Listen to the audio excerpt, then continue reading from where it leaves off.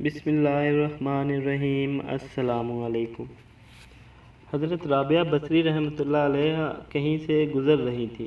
آپ نے دیکھا وہاں ایک شخص جنت کا ذکر کر رہا ہے۔ آپ وہاں رک گئیں اور کہا کہ میاں خدا سے ڈرو، تم کب تک بندگان خدا کو خدا کی محبت سے غافل رکھو گے؟ تم کو چاہیے کہ پہلے انہیں خدا سے محبت کی تعلیم دو اور پھر جنت کا شوق دلاؤ۔ اس شخص نے حضرت رابعہ بصری رحمۃ اللہ علیہ کی یہ باتیں سنی تو ناک چڑھائی اور غصے سے کہا، اے دیوانی، جا اپنا راستہ لے۔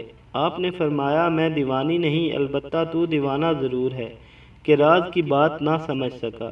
ارے جنت تو قید خانہ ہے اور مصیبت کا گھر ہے، اگر وہاں اللہ کا قرب میسر نہ ہو۔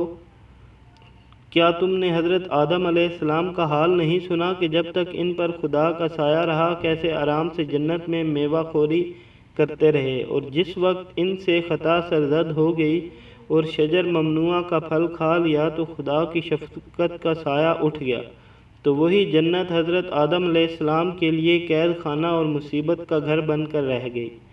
پھر فرمایا کہ کیا تمہیں حضرت ابراہیم علیہ السلام کا حال معلوم نہیں کہ جب وہ محبت الہی میں پورے اترے، جب وہ آگ میں ڈالے گئے تو وہ آگ ان کے لیے جنت و عافیت بن گئی۔ پس پہلے جنت کے مالک سے محبت پیدا کرو، پھر جنت میں جانے کی آرزو کرو۔ اس جنت میں جا کر کیا کرو گے جہاں تم پر اللہ تعالیٰ کا سایہ نہ ہو؟ اگر جنت کسی مشتاق کو ملے اور وہاں دیدار الہی نصیب نہ ہو تو ایسی جنت کس کام کی؟ اور اگر عاشقوں کو دوزخ ملے مگر وہاں دیدار الہی نصیب ہو تو ایسی دوزخ اس طرح کی جنت سے لاکھ درجے بہتر ہے۔ اسے شوق سے لے لو۔ دنیا و ما فیہا میں ساری کائنات میں اگر کچھ ہے تو وہ عشق الہی ہے۔